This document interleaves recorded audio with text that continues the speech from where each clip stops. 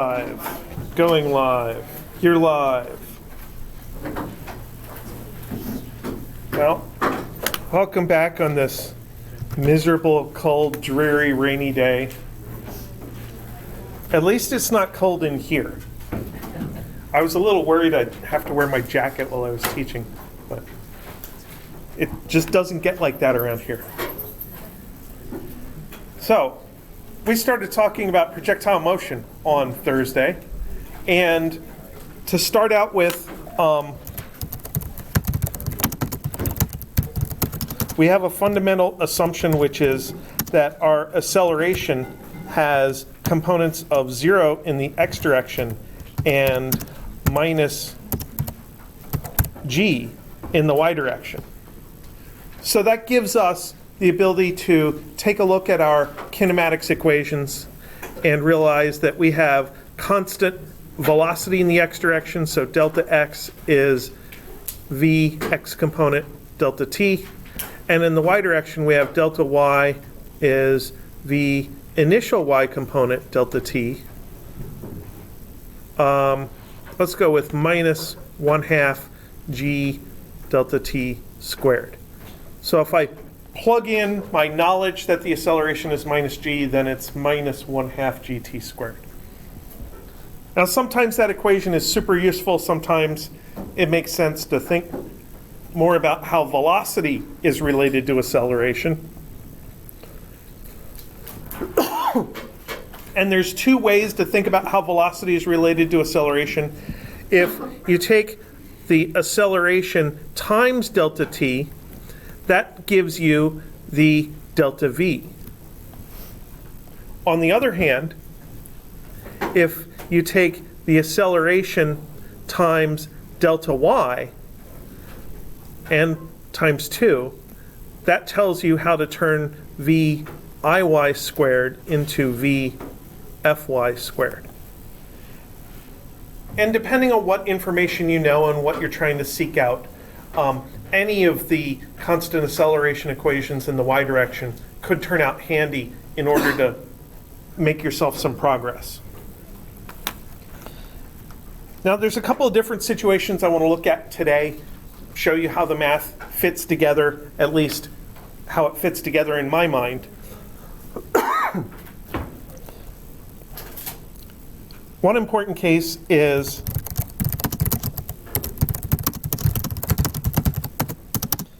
if you're launching and landing at the same level. So in that case, you're talking about delta y is equal to 0. So this covers cases of kicking a ball from the ground. Must be that COVID. They called it COVID now. Coronavirus disease. COVID. Not just that, it's COVID-19. Coronavirus disease. Coronavirus disease 2019. COVID-19. Yeah. You know that the Corona stock fell because they called it the coronavirus. The beer company? Yeah. I thought they're owned by AB InBev. Okay, there's a stock called Corona that fell, so. Huh. Well, there's a company, Smith Corona, which used to make typewriters and then started making printers in the digital age. I don't know if they still make printers because I haven't seen one in years. Yeah, I don't know either. Couldn't tell you. It's weird that that would happen. Kind of funny how things work out that way. So I have a nice drawing I like to do for this. There's my initial velocity, and there is my nice projectile trajectory. Every time I draw a projectile trajectory, I think about Angry Birds, because I've played too much Angry Birds. After all, it came out a long time ago. What we're ultimately trying to do is relate the initial launch velocity parameters to the range and to gain a little bit of insight about it. So I think what I want to do first is to realize that this is a parabolic trajectory. And parabolas are supposed to be symmetric. And if parabolas are symmetric, that means that this angle, theta over here, is equal to that angle, theta over there. And then this velocity is like that. That's also the same theta over there. Now I can prove that mathematically by starting with my idea that delta y is equal to 0.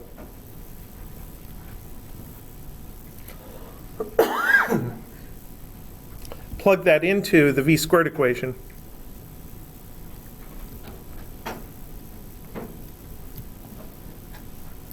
And then use my knowledge about the final velocity being negative to say that v final y is minus v initial y. And remember that Vx is constant. So if I compare the fact that tangent of theta initial is Viy over Vx and tangent theta final is Vfy over Vx. I have no idea why I've gotten irritated. I blame the weather. I think you just allergic to it. Yeah, I could be just allergic to you. I didn't have this problem 20 minutes ago when you weren't in the room. Or I could have coronavirus. But I kind of doubt that. I'm pretty sure I have a rhinovirus. Yes. Rhinovirus are responsible for a good 1/3 of regular colds that we get all the time. So they're all over the place. Didn't know that. You have hands in the fridge? It's not going to help me because I'm coughing on the floor over here. Wow, even better. Well, I wasn't going to lick the floor. It's called air droplets and they kind of go everywhere. Jeez Louise. I'm not going to stop it. I feel like if I cough on my hands, I'm just going to cause those droplets to splatter all over the place. If you give me literally 5 minutes, I can get you a mask. Just let I those have know. like 15 in my car. I Let can those get know you we can use something. Yeah, it's a cold. I will cough away from you, and it'll be this cloud down here about 6 feet wide, and you'll be fine because you're 18 feet away. You know, people used to have chickenpox parties too. What? When one kid in a kindergarten got chickenpox, the parents would all take their kids to their house so they'd all get sick at once. Yeah, it's kind of like getting a vaccine, but much more dangerous. It was before we decided shingles was a bad thing. Yeah. So all of this goes together to tell me that theta final is minus theta initial after all of that wonderful distraction. So as it turns out, the tangent function, which is sine over cosine, is an odd function. That means that if you put the opposite argument into your function, you get the opposite result out of your function. And here we know that the result is the opposite in the final state versus the initial state. Therefore, the argument, the actual angle, is the opposite in the final state versus the initial state. So having symmetry and odd and even functions together allows us to draw quick conclusions about how things are related to each other. So then, if I'm trying to find the range, I need to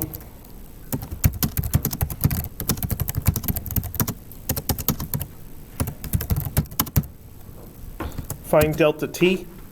So I'm going to use the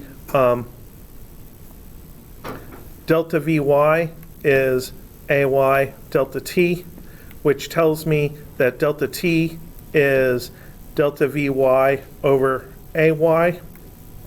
And for delta V, my final is minus V initial. And then I have to subtract v initial as part of the process of calculating a delta. And my acceleration is minus g.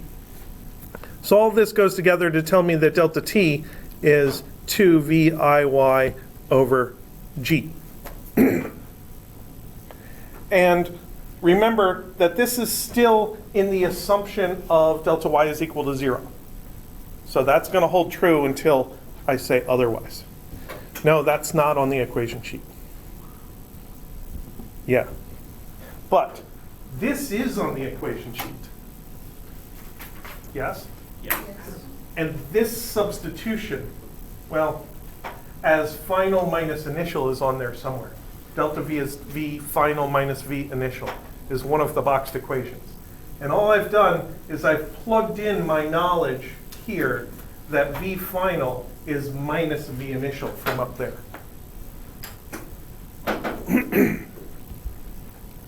So this result is nice, and it allows me to calculate delta x is vx delta t, which is now going to turn into 2 vx viy over g. So there's a version of the range equation for projectile motion with no air resistance when you're launching and landing from the same height. But normally, we know our initial velocity not in component form like this, but normally we're thinking about our initial velocity in terms of magnitude and direction. So let's plug in the velocity components. Then we get delta x is 2 times vi cosine theta I times vi sine theta I all over g.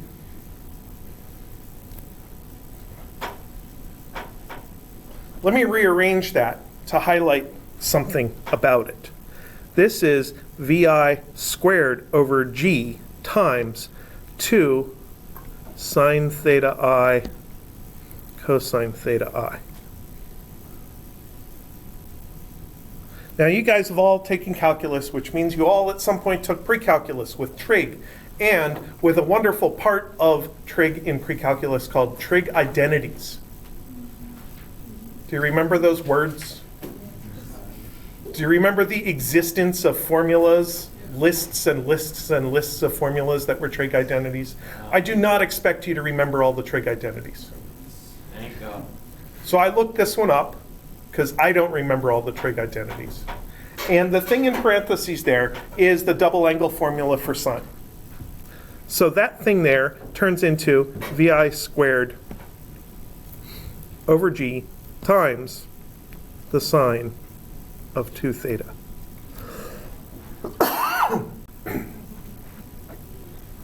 So that is the range formula. And there are enough steps there, and it's a simple enough result that I did leave that on the equation sheet just like that. It's pretty useful as it is.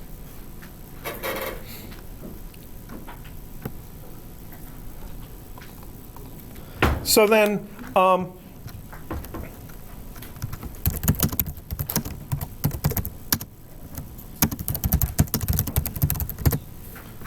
that allows us to ask ourselves a couple of straightforward questions. How does the VI affect the range? More speed always gives you more range. Not only that, but there's a specific proportionality involved. The range is proportional to the square of the initial velocity. So if you put in twice as much initial velocity, you get 4 times as much range. You put in 3 times as much initial velocity, you get 9 times as much range. So that allows us to draw a family of curves here where we have a middle curve and then a faster curve that lands down there, and then a slower curve that lands in there. So I use green for go faster and red for stop or slow down or something.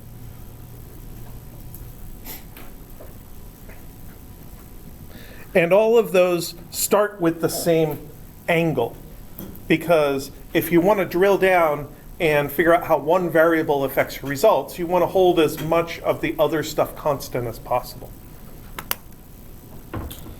So then,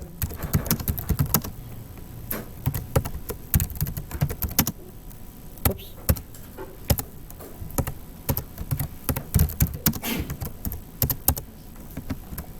Come on.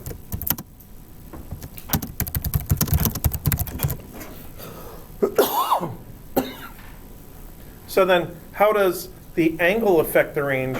Well, initially at low angles, you start to get more and more range. And then you kind of reach a peak, a maximum range. And then at very steep angles, you get less and less range. So if you shoot your projectile just barely above horizontal, it's not going to get very far before it hits the ground again. And sure, it may bounce, but we're not calculating the bounce, we're just calculating the projectile motion. If you shoot something almost straight up, it's just going to go up and come back down again. So what angle do you think gets you the maximum range? 45 degrees. Why? Because it's the midway point. Mathematically, it's because it's how you maximize sine of 2 theta. So if I graph the sine of 2 theta versus theta, it's 0 here. It's 0 here when theta is 90 degrees.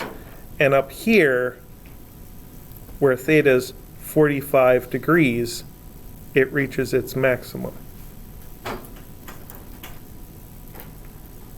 And the maximum value of a sine function is, regular old sine function, it's 1. It's only as tall as 1. So that gives us our maximum delta x is equal to vi squared over g. And I don't have to multiply by 1 because it doesn't do anything.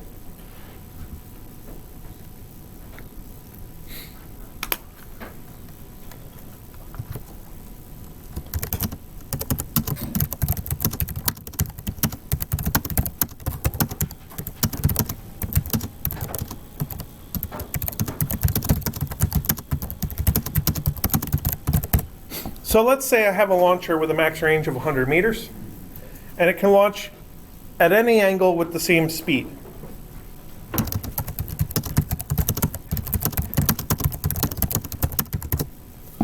How would I achieve an angle of 50 meters?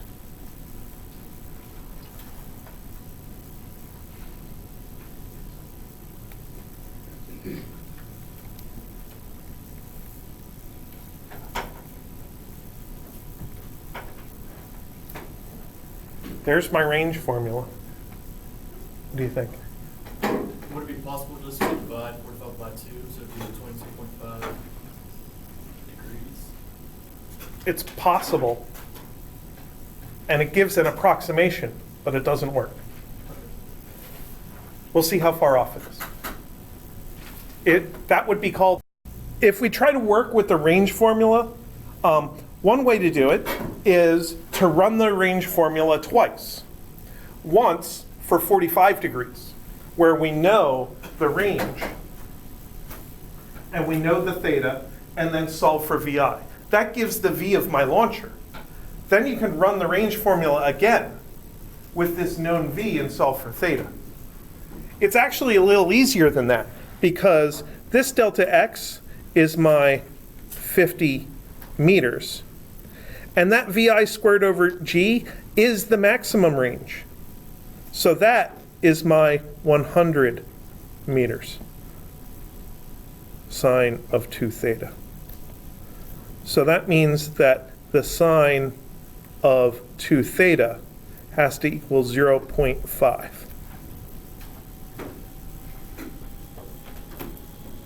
So I didn't have to drill all the way into this to find VI.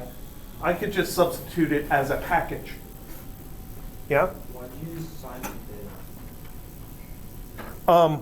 Why did I use sine of 2 theta? Because that was the trig identity that I pulled out of a reference table.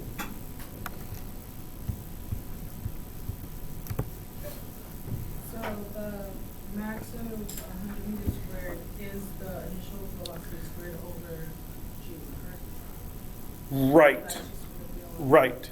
So when that says the max range is 100 meters, that is the delta x when theta is 45 degrees, which means that that 100 meters is this. So vi squared over g is 100 meters.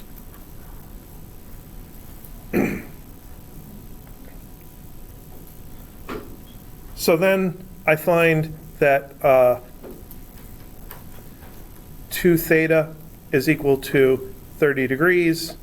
So theta is 15 degrees. And that corresponds to this level right here, where you could have this 15 degrees, and we're missing something. How do we get a 75 degrees there? There's 2 points where sine is equal to. Exactly. Sine is a nice function, but inverse sine is a multi-valued function. There's more than one angle that solves this equation. And when you have that, you have to recognize that you're taking the inverse of a function that loops back on itself. So the best way to see it is to do a graph like I did. And there's this second point here that we're missing. And then the sine function is symmetric. Everything after the peak is a mirror image of everything before the peak. So if this is 15 degrees from here, this is 15 degrees back from 90. And that allows you to figure out what your other angle is that's supposed to solve that equation. Or theta equals 75 degrees. So in that case, you keep either one. Both answers will achieve the same result.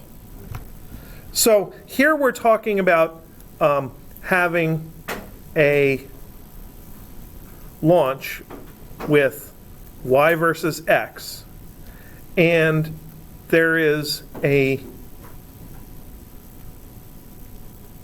long distance shot at 45 degrees.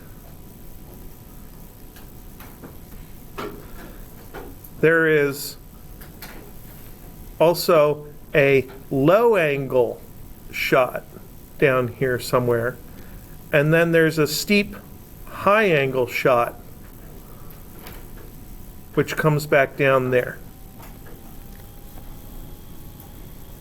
So when you start at the 45 degree maximum range setting, whether you increase the angle or decrease the angle, either way it's going to bring the range in. And if you do it the same angle in this nice symmetric situation, they're both going to produce a projectile that lands at the same point.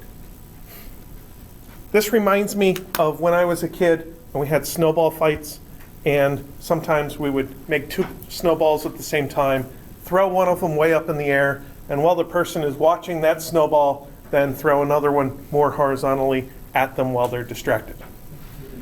So it's 2 projectile shots that both do the same thing, but the one that is at a steeper angle takes more time.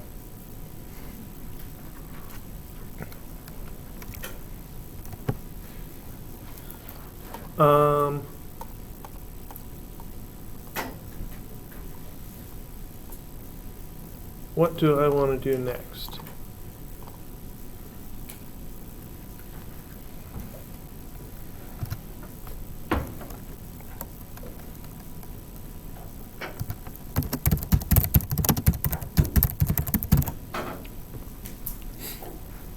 So I want to talk a little bit about the path you see in the air of a projectile. I've done a couple of drawings of them, of the y value, the height versus horizontal distance. So I want to get y as a function of x. But right now, I know that y is VIY delta t minus 1/2 g delta t squared. So how can I get that delta t out and relate it to delta x? Well, I just remember that delta x is Vx delta t, so delta x over Vx is equal to delta t. And I'm going to do this kind of in a two-step process. First step, I'm just going to do it here. Delta y is equal to VIY delta x over Vx minus 1/2 g, and I'm just going to start calling this t squared because I'm tired of writing deltas. Now this form of the equation is kind of interesting to me. It gives a little insight to me. One interesting part is this fraction here. So that fraction there is VIY over Vx, which is VI sine theta over VI cos theta. The VI's cancel and it's equal to tan theta. So this is delta y is equal to tan theta delta x minus 1/2 gt squared. And that equation actually speaks to me. There's a lot of intuition in that equation about how projectile motion and kinematics are related. So I'm going to do a nice drawing here of y versus x. And I'm going to underline that part in blue because that part corresponds to that triangle. Because if tan theta is opposite over adjacent, then tan theta times adjacent is equal to opposite. And for that triangle, the delta y contribution is the opposite. The product is the opposite. The tangent theta is there, and the delta x is the adjacent. So basically, this equation says that start out, if you want to find delta y, start out by going up to the top of that triangle, and then go down 1/2 gt squared. 1/2 gt squared came up before. 1/2 gt squared was the distance fallen by a projectile that is dropped from rest. So we can, from there, think about a projectile that is dropped from rest and gets to this point here. And that point where the projectile gets to, or I'm sorry, the object dropped from rest, is exactly where the arc of the projectile will reach at that point.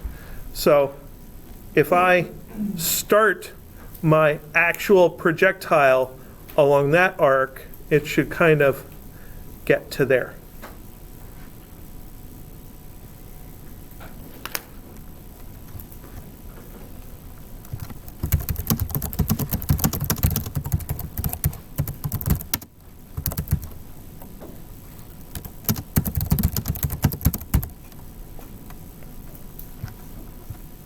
So the blue line there would be the straight line shot if our projectile was not subject to gravity, such as if it was a laser beam or something. And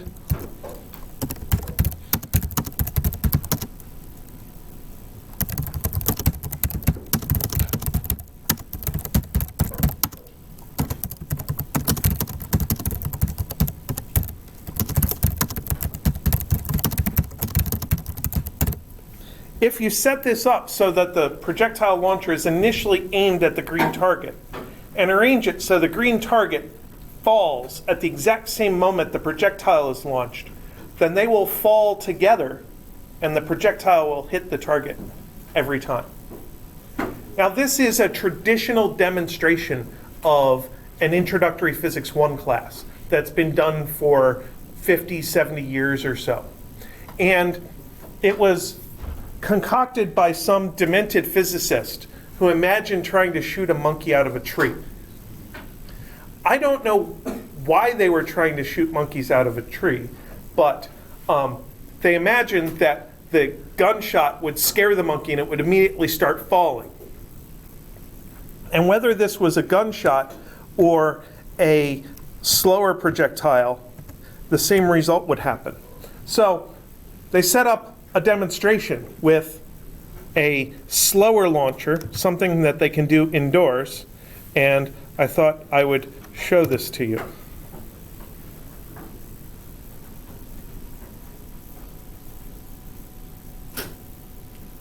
So there's the launcher, and there's an electromagnet at the top so that the target can be dropped at the exact same moment of the launch. So there's their Is that Curious George puppet? Curious George puppet, yes, probably. How else are you going to find a stuffed monkey? Right. There he's sighting in the launcher so it aims directly at the target.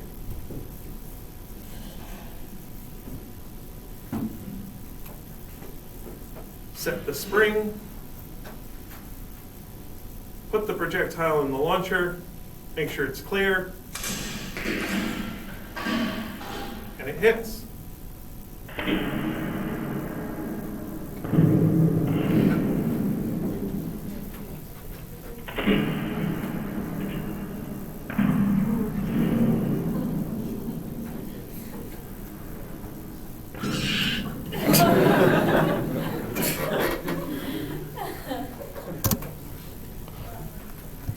All right. So that was initially aimed at the top? It was aimed like laser beam sight at the top, yes. And the difficult part is getting the target to release at the exact same moment that the launcher is launched. I guess the electromagnet don't think fast enough. It's always an electromagnet. You need to have a computer that is able to detect the projectile coming out of the launcher and use that to turn off the electromagnet. Now, I don't know whether the video involving the Curious George works better for you or if you like the equations and the analytical drawing, but this is what I can do. So there it is.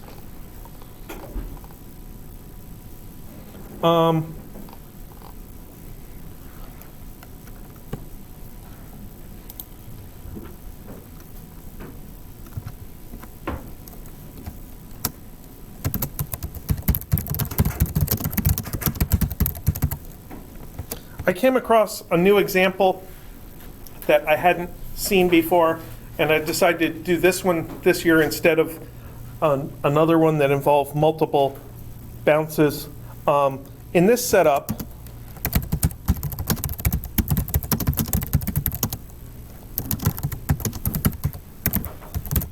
I spell good.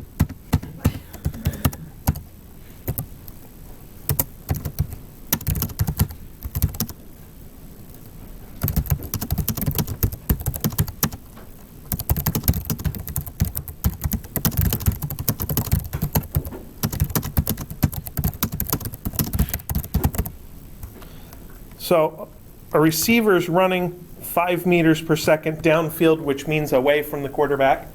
And at the moment the receiver is 12 meters from the quarterback, the ball is thrown, and the ball is thrown at an angle of 23 degrees. Now, assuming a good throw, that is, the ball gets to the receiver,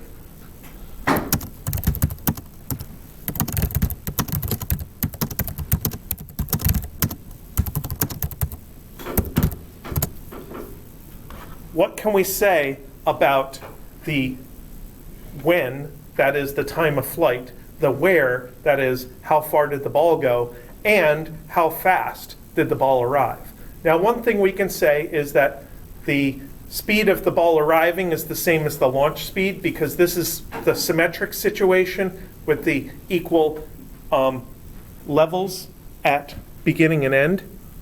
So let's draw the ground, and then we have the quarterback, and then we need a receiver who's running. So this is how I draw a running person. It looks like they're running, doesn't it? Sure. And then we need to have the throw and the, sure, I can draw through my text, the arc, and then we're going to assume that the receiver is still running when the ball hits them in the back of the head. I tried to draw a receiver who's turning around to actually catch the ball, and I tried to draw it like 4 or 5 times, and it just looked terrible. So I gave up on that. So this is our 5 meters, and this is delta x2 for the receiver, and this is delta x1 for the ball.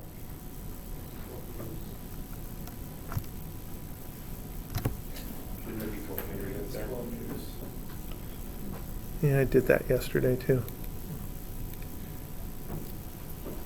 There. So one way to set up the condition of the catch is to say that delta x1 is equal to 12 plus delta x2. So if you get your drawing stretched out in a linear fashion, you can take things that are consecutive and they have to add up to a total. That works just fine. So then the delta x of the ball is Vx1. I'm just going to call it t because it's just one process. And delta x2 is Vx2 times t. Now this one is just 5 meters per second times t. This one is V1 cos 23 degrees times t.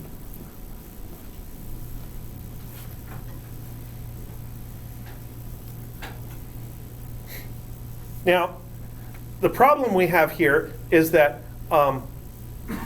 we can combine these things together and get V1 cosine 23 degrees times t is equal to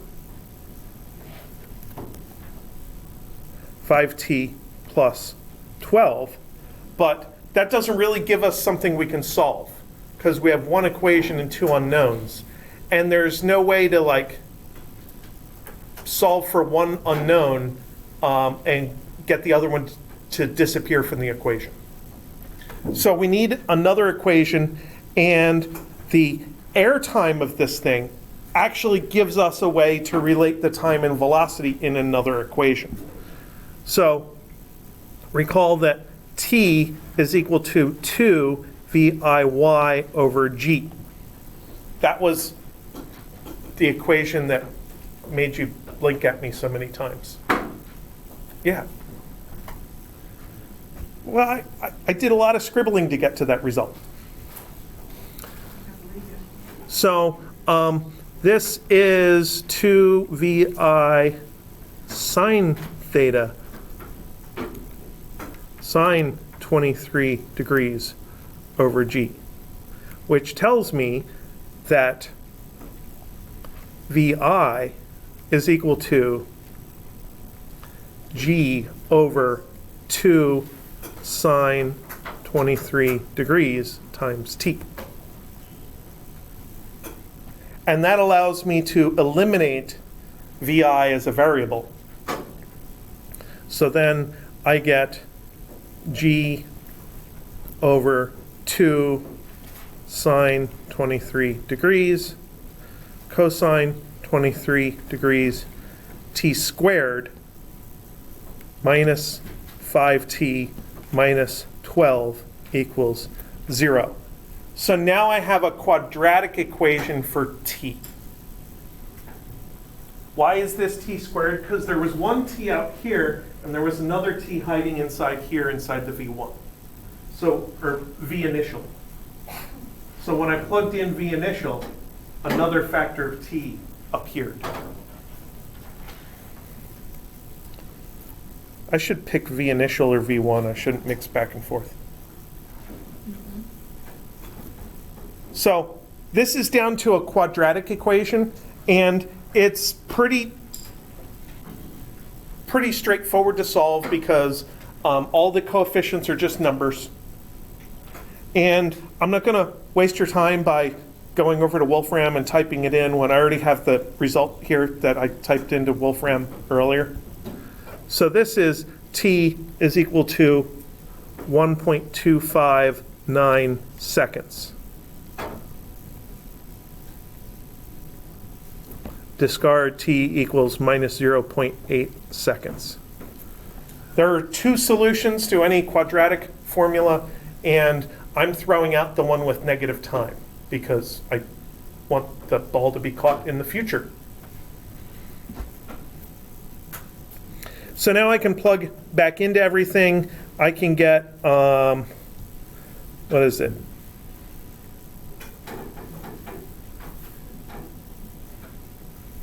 V initial. V initial is g over 2 sine 23 degrees times t. Plug that in, and you get a V initial of 15.8 meters per second. And I can get delta x1 is equal to 5t plus 12. Personally, I'm calculating it that way because it's easier than using cosine of 23 degrees, and that comes out to 18.3 meters. So the point of all of this is not actually the final answers. The point of this is the setup and the fact that in order to figure out what happens when you have multiple things going on, you have to find a way to relate the motion of one object to the motion of another object. Now in this version, I decided to relate the two things by doing a drawing and labeling lots of displacements in my drawing. I labeled the initial displacement at 12, then the delta x2 of the runner's distance, and the delta x1 of the ball in the air. And then I looked at this and said, well, 12 plus delta x2 is delta x1. And then the delta x's, the displacements, are the things that are in my basic equations. My basic equations say that delta x is v average times t, that delta x is v initial t plus 1/2 at squared, and things like that. There's another option to how to solve this, and let me show you what I did with this yesterday. So yesterday, I did the same drawing, and instead of labeling displacements, I chose an x-axis. And my x-axis starts here at x equals 0. And for the ball, its displacement, which fits into my velocity times time equation grade, is just its final position, because the delta x is final minus initial, and the initial is 0. So my delta x just literally turns to a plane x for the ball. For the person, delta x is final minus initial, but the final is over here, and the initial is 12, because he started out 12 meters ahead, and I'm measuring them on the same x-axis. And then my equation that relates them is a statement that at this catching point, the two x values are equal, that the x of the ball and the x of the player are the same. So whether you choose to phrase everything in terms of displacements or try to phrase things in terms of positions, pick one method or the other that works well for you and try to make it consistent, and it should work for pretty much every example that you try to analyze.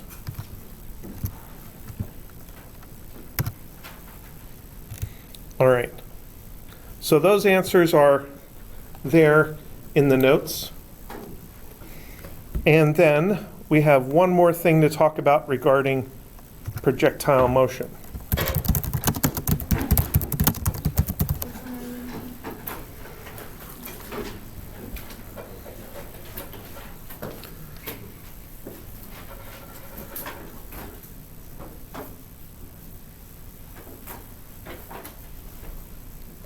So I'm going to take a projectile, and in this case I'll launch it upwards off of this cliff, and it's going to arc up and arc back down again and get to the ground.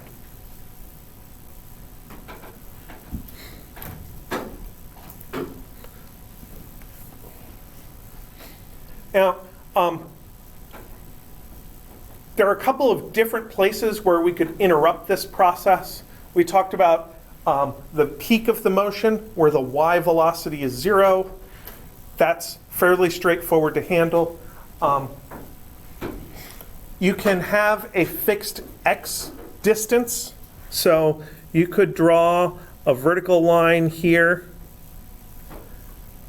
and call that a wall and say that that is a fixed delta x. And then you could use the projectile motion equations to figure out where the ball hits the wall.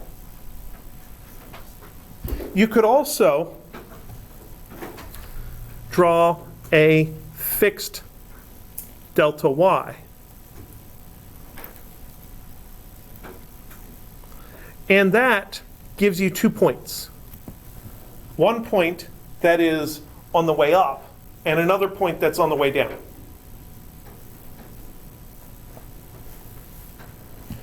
And then down here, of course,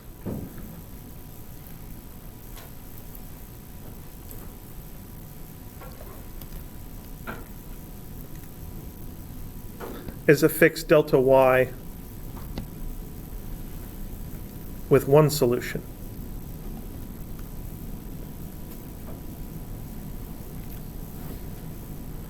So with this point down here, it's pretty straightforward to make a declaration that you know for sure that this velocity at the landing point is negative. Vfy is minus. With the blue line, where the projectile crosses it on the way up and then also on the way down, you have to make a conscious decision which point you're going for. If you're talking about hitting a ceiling, then you want the one that's on the way up. If you're talking about landing on a roof, then you want the one that's on the way down. So remember that the ceiling is on the inside, the roof is on the outside. Either way, for fixed delta y, it makes sense to go through a solution in the exact same way that I did for the delta y is equal to 0 case. So let's say that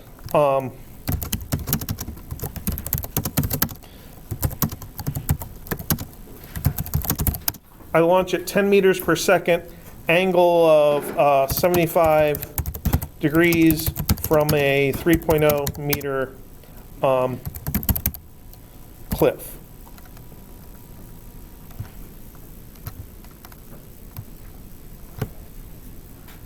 So if you're doing this analytically, then you would just take these things to be variables and start doing substitutions and simplifications and stuff like this. In a numerical analysis, I would just start calculating numbers right away. I'd say Vx is equal to 10 cosine 75 degrees. So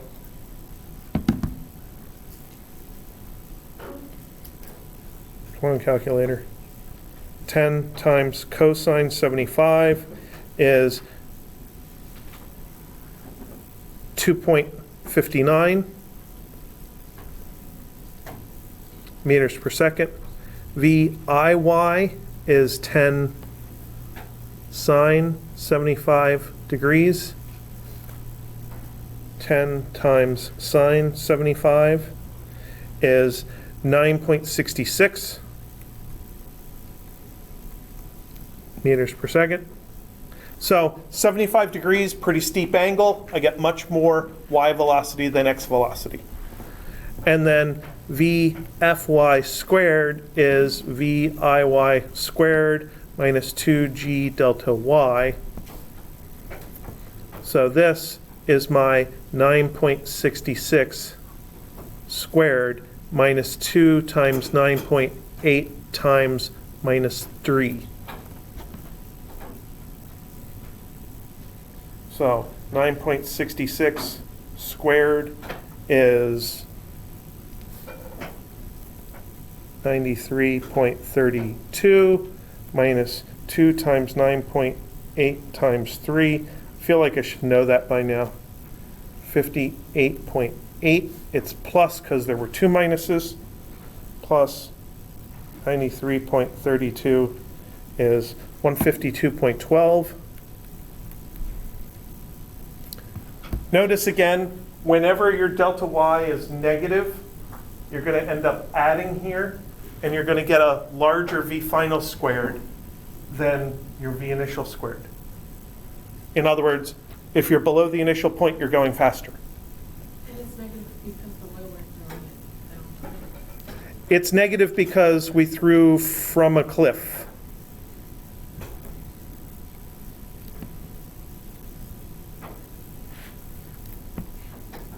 So I'm going for that point at the bottom where delta y is equal to 0. This is the point where I have to say v final y is equal to minus the square root of 152.12. This is the point where I have to declare it's negative and be conscientious about it.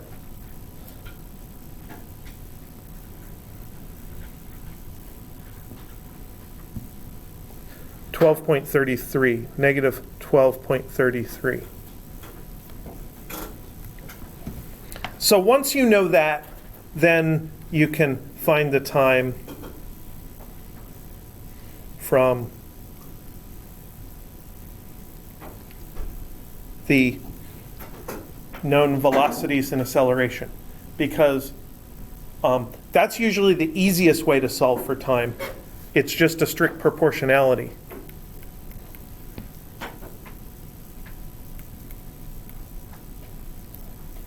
So that's our negative 12.33 final minus initial 9.66 over g is minus g is minus 9.8.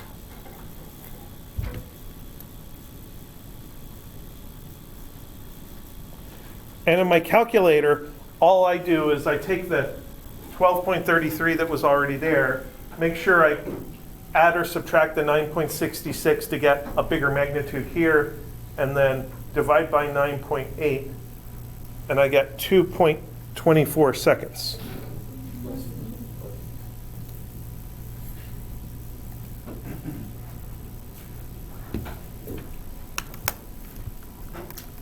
So then my delta x, as before, is Vx delta t is 2.59 times 2.24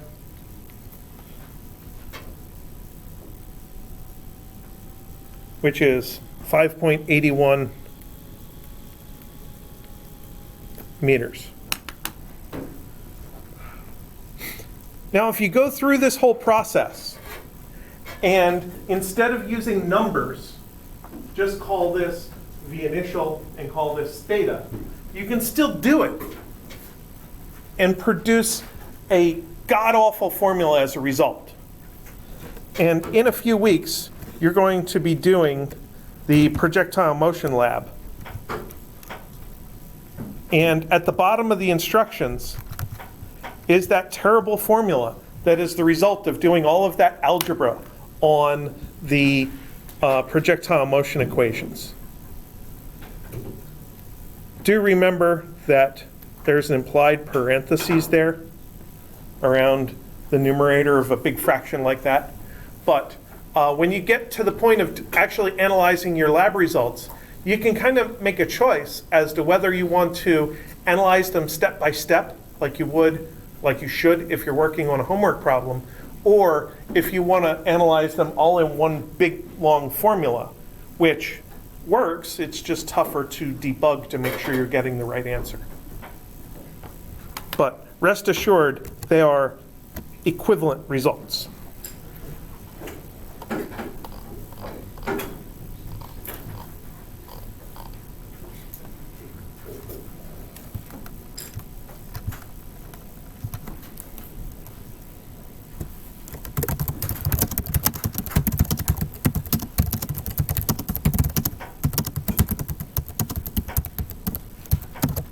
Now, I've drawn this blue line that's above the launch point, and it's very similar to the way this solution works out, with a couple of exceptions.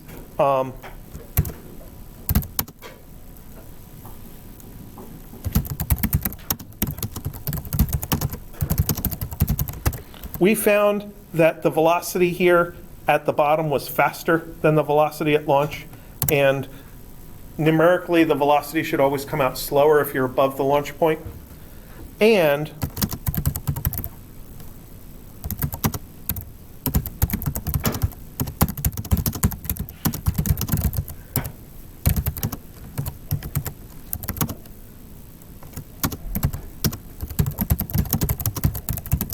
you have to make that conscious decision about whether you are hitting the ceiling on the way up, or if you've gone past the ceiling and you're on your way back down and hitting a roof. Other than that, you can go through the exact same process in order to solve it. So, does anybody have any questions?